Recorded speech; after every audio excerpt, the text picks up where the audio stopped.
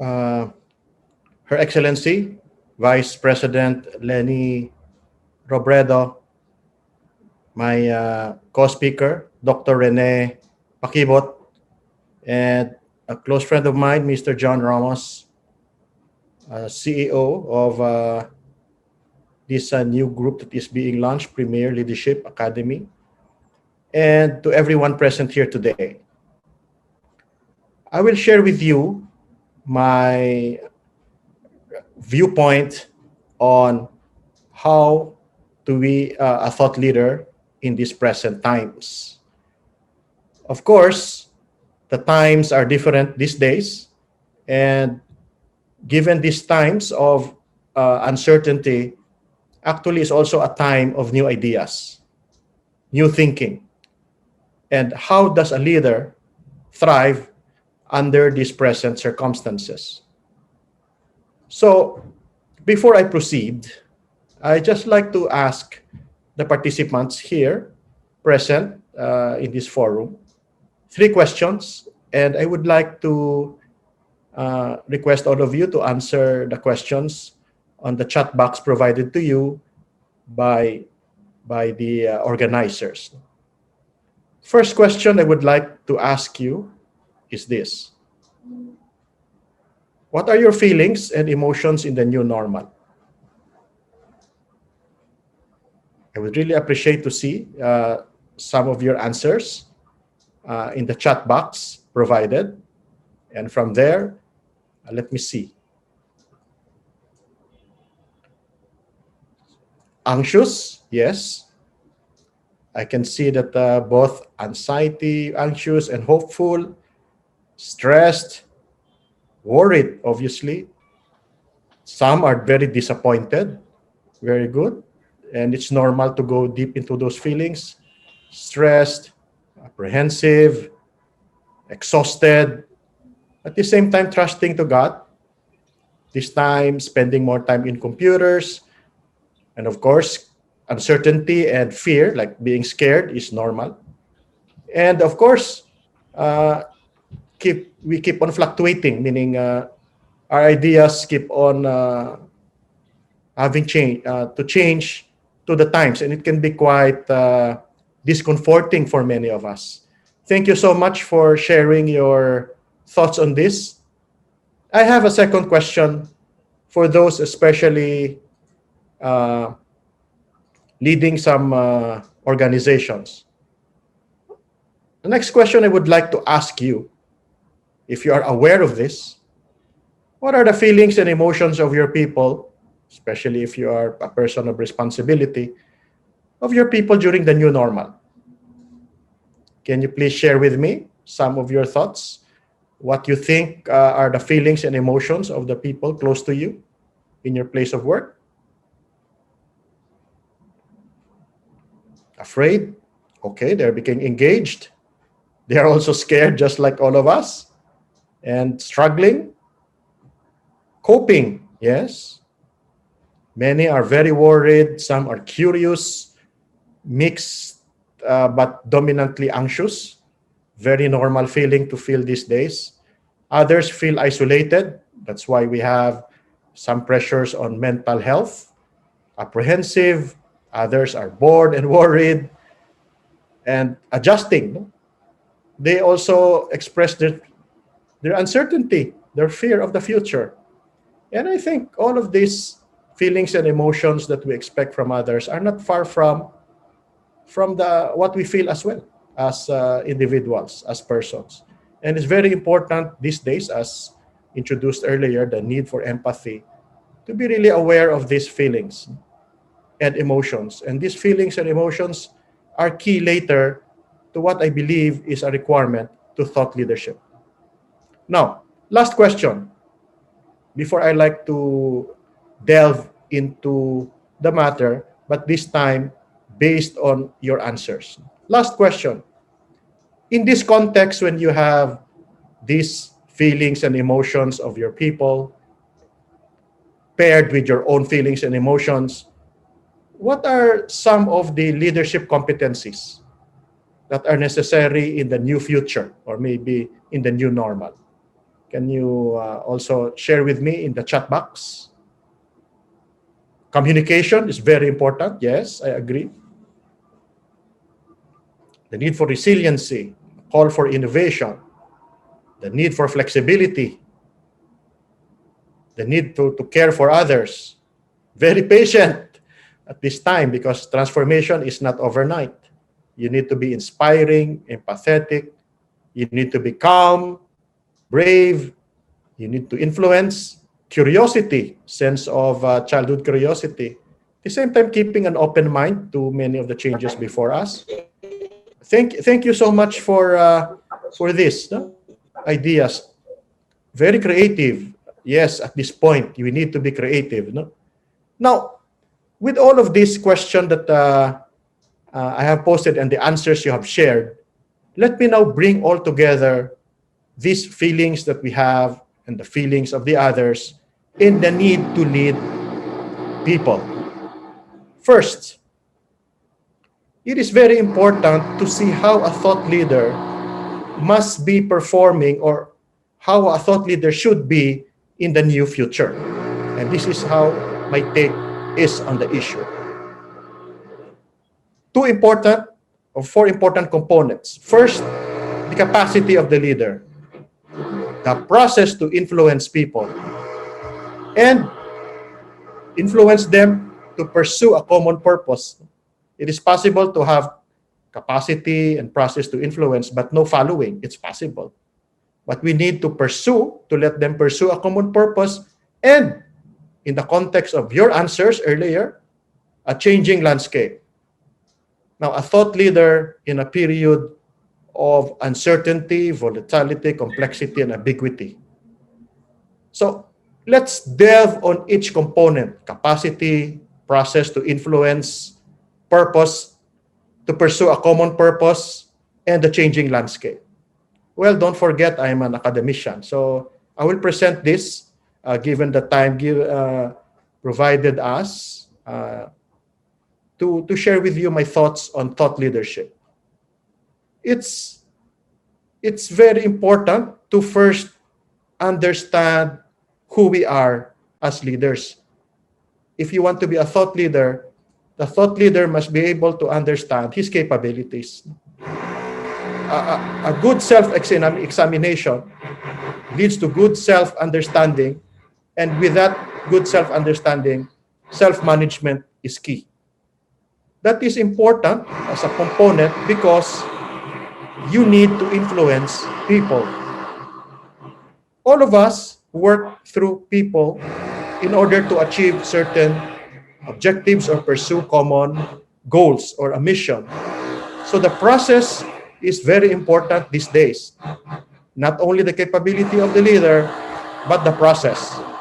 And finally, process to bring people to a common purpose. In this period of uncertainty, it's very important for the leader to give people meaning. We cannot just redound perhaps to operational targets like having sufficient bottom line to make the payroll, for example, meet overheads. It has to go beyond that. It has to give meaning to people's lives. The search for meaning at this point of uncertainty remains very important. You and I are human beings. While the world around us is changing, you and I need to have something like an anchor in order to move forward. Just think of a ship. A ship needs the sails, and the sails need to be fixed before the ship can move. So that sail should be very sturdy, an anchor. In this case, meaning. And finally, the context, which is changing at this point.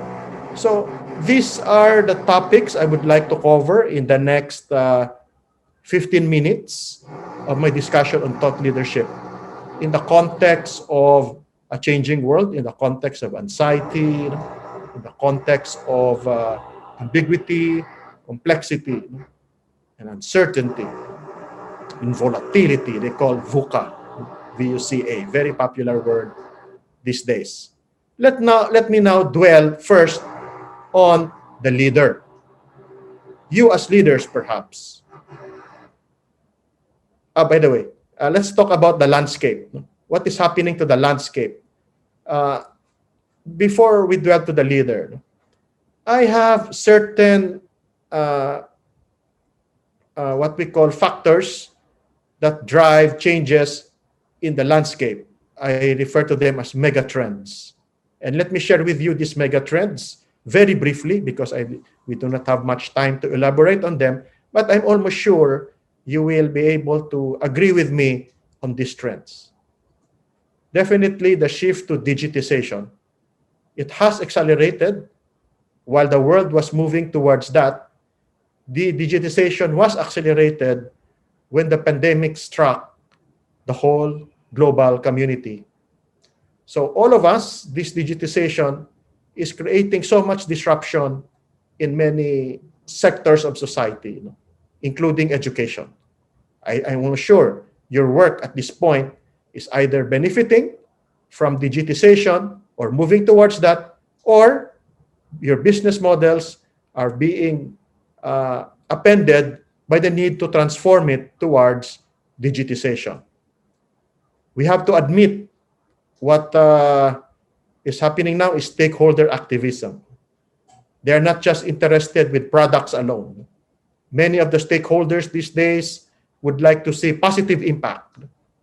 What is your contribution to, as the Vice President said, alleviating poverty? Another one is, what do you do about the environment? What is your carbon footprint? What is your impact to the environment?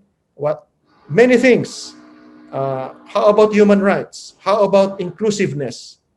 So again, this stakeholder activism is also adding to the fuel of changes that is happening in the landscape. Urbanization and aging. In the Philippines, as of 2018, already 51% of our population has moved towards urban areas.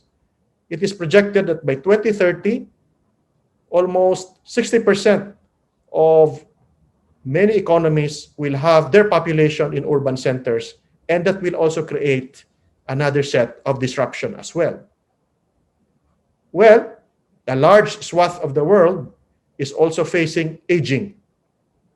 Aging is putting pressure on social security of those countries, also pushing pressure on health in other economies as well. That explains, if you ask me, that explains the deployment of our OFWs will continue to be sustained forever and ever because these many countries will need our health workers. We just have to admit that the demand for health workers will continue. The rise of the Asian century, well, it was the American century in the 20th century. The 21st century will be the Asian century. And there's a lot of concentration of economic activity in this part of the world. Many capital, many people, many goods and services and investments will flooding this part of the globe. That will also create its own disruption. And finally, the global protocols. This point, capital will be determined by so many factors beyond profitability. Companies or investors will look at your environmental, social, and governance scorecards before they start moving their funds or even buying your products or availing of your services. So these are some of the drivers of change that a thought leader must be able to thrive or evolve from. So with this complex landscape, let's go to the next protagonist here in thought leadership. The leader himself or herself. What is very important here is before self-management, there is self-knowledge. We cannot fully manage ourselves until we'll be able to manage, to have a good understanding of ourselves. Next is the change in mindset. More and more, as you have seen here, flexibility, for example, calls for a change in mindset. It is happening that skill sets will not be as important as it was in the past, but in this case of world of disruption and changes and transformation, mindset is very important. I will elaborate on that on the next discussion. The capacity for balance. I will elaborate on that. No?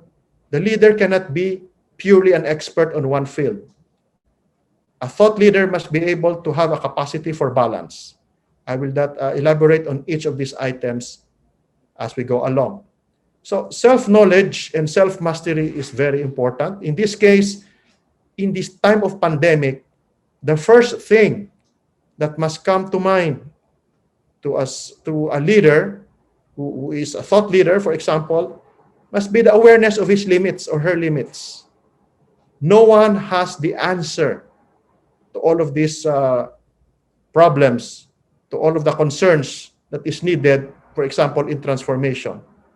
A leader must be aware of his limits, that he can only do so much, she can only do so much, and can go only so far. So it's a very important component for leaders at this point. They have to be aware that they are vulnerable, meaning in this point of transformation, there are many experimentation and toleration for failures. There will be a lot of projects that may be tried, a lot of tactics and strategies, but one has to be ready for vulnerability. Meaning, one can also fail. As they said in this period, fail fast, learn fast. And finally, the leader must also be aware of his or her potential. What? As I have seen in the answers earlier, the potential for change. We cannot continue thinking the same way. We have to open our mind, as you have answered in our chat box earlier. Now, this new mindset for the new setting is very important because there is a shift now in the requirements that is needed, skill sets for leaders. From aptitude, what we can do, to attitude, how we perceive events, life, and people. And from skill sets to mindsets. Before, some of you can recall the lessons that you have learned in schools and the skills that you have acquired. I don't think some of them are already relevant at this point. What is key, as some of you may have already identified, the need to revisit our mindset. Our mindset is the openness to anything that will come our way. As some of you have identified, this leader must be more engaging. And as you may have experienced in the earlier presentation of our university, there is a need to combine two things, the humanities and the sciences together. Unfortunately, a lot of educational curriculum has been focused heavily on specialization. And much of this specialization can easily be replaced by artificial intelligence and robots. And that means there's a need for value adding. That's where the humanities, the liberal arts come in. That's where history, the arts, the literature, and philosophy comes very handy. Because in the future, the work that will be needed will be high-value work. Because intelligent machines will replace those work that are repetitive, low-value, and structured work. So time to rethink that there are certain jobs that machines will be able to replace. You have already seen that. No? Some of the low-value work in the BPOs have been replaced by artificial intelligence. You have seen some legal work and some accounting work, even auditing, done, since everything is done already digitally, done by machines. Not just based on samples, let's say when we audit, not just based on samples, but by auditing, 100% auditing. So, as they have said in the last forum, 65% of children enter entering primary school today will ultimately end up working in job types that don't exist today. So the capacity for balance, the final uh, attribute for a leader in this new world. First, yes, you may have expertise, but at the same time, balance it with flexibility. You need others. You must be able to deal with complexity, but when you start communicating, you better communicate with clarity that people understand. You can be tactical in order to solve many day-to-day operations, not forgetting that you need also to look beyond that, strategic. You can be able to work short term while not losing sight of the long term. You can be very decisive in many matters of decisions, no? And yet at the same time iterative, meaning willing to try, try and try. So decisive, decide on one thing. Uh, it's not improving, then we improve again. No? It's not working, let's go back to the drawing board and try it again. And finally, empathy. No? While we may have empathy, we should not also forget the need for firmness. No? That everyone must also be responsible. Okay, this is just some of the balancing act that needs to be needed, that a thought leader must be able to consider in the in the near future. And finally, the process of influencing people, getting things done through people. And we need to borrow from design thinking. This is the framework of design thinking. What we do is must be able to begin with empathy. That's where the thought leaders, many of the thought leaders, if you study them, they were able to empathize on the difficulties that people face. For example, the developer or the one who Hastings introduced Netflix because he was fined when he was delayed in returning back the CD that he rented out, video rental that he rented out in Blockbuster, so he was penalized. And with that, he realized that it is the same predicament of the others. From there, he started defining the problem, came up with an idea, willing to try it, create the prototype, and test it. So this is the process by which everyone else should also work through people.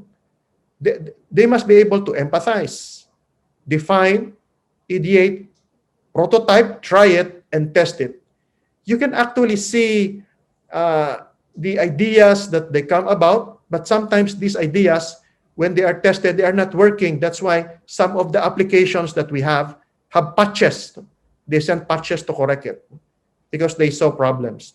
And then test it again. And then try to see if you will be able to rework again on your idea, rework again on the prototype until you are able to address the issue that you have identified or defined in your process. And finally, adjusting to the environment because the environment is changing, we must elicit not only empathy, but trust. Trust. Every time we lead people, they are sure that we can be trusted. Trusted is, calls for vulnerability. People become vulnerable because by doing so, they will be able to achieve a greater good. That's why when spouses are together, each have to trust each other because by doing so, they become better. The same thing for any business. If there is trust in the business, it is going to also prosper.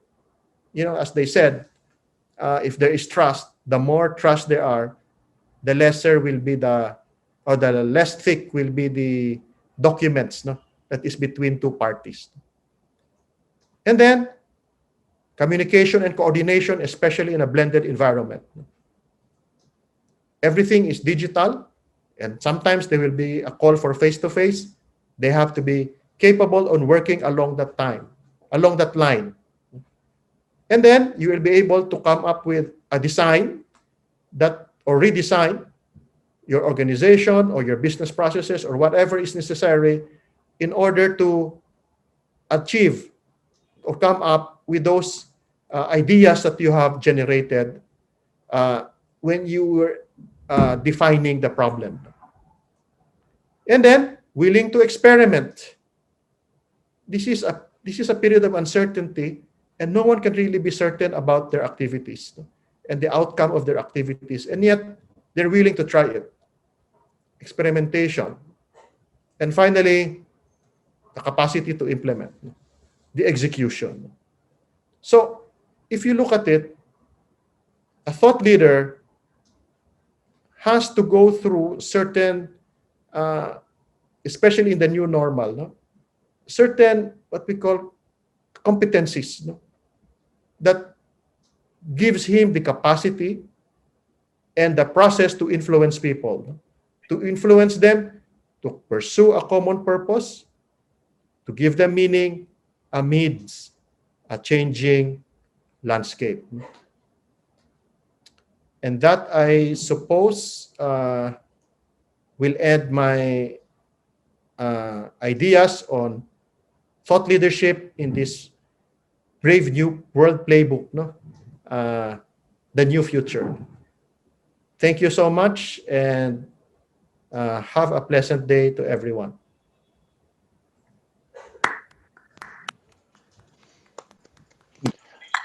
Thank you, John.